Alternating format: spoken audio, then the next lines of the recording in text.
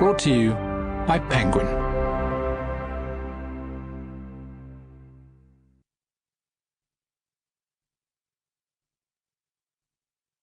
In a Good Light by Clare Chambers. Read by Imogen Church.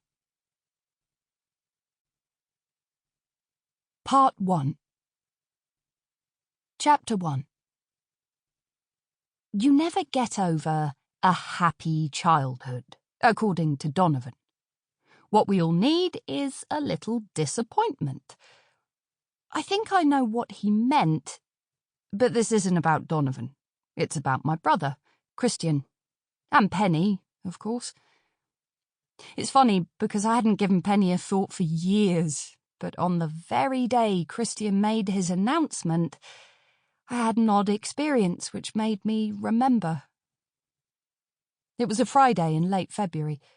There was a soapy smell of hothouse hyacinths outside the front door when I went to fetch in the milk, and in the kitchen there was the musky smell of Elaine, Christian's carer, preparing his breakfast. She doesn't actually need to do that. He's quite capable of making his own. Everything in the house was designed so that he can manage in his wheelchair. He's what they call a T2 paraplegic, which is nowhere near as bad as it could be. Elaine's the latest and the least agreeable in a series of people whose job it is to come in daily to help out.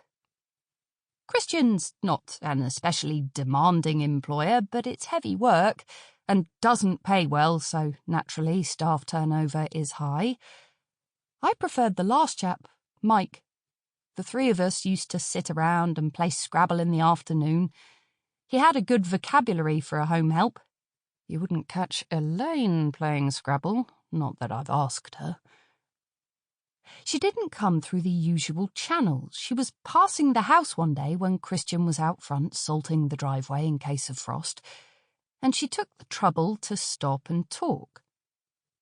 In the course of their conversation, it emerged that she was looking for work as a carer and had some experience, so Christian took her number.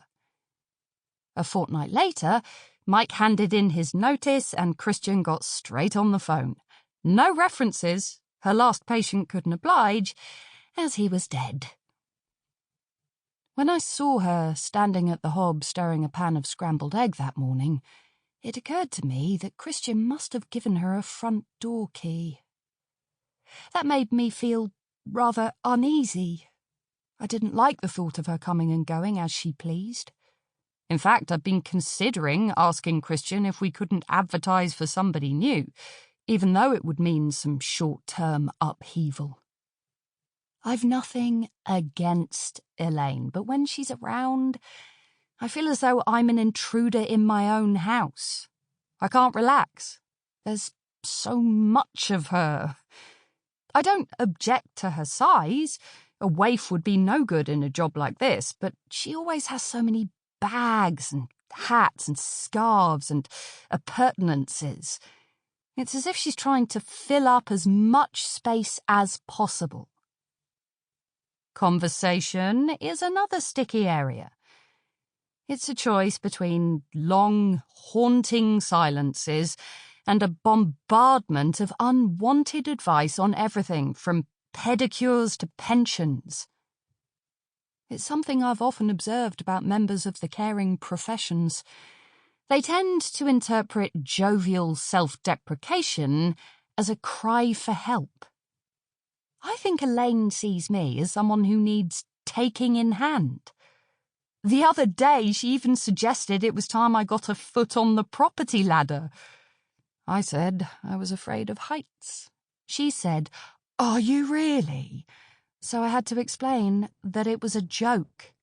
She said, "Oh, your sense of humour," and gave me one of her caring smiles. Naturally, Christian hasn't picked up any of these signals. Men are notorious for not seeing what's under their noses, and he is no exception. I suppose... Sample complete. Ready to continue?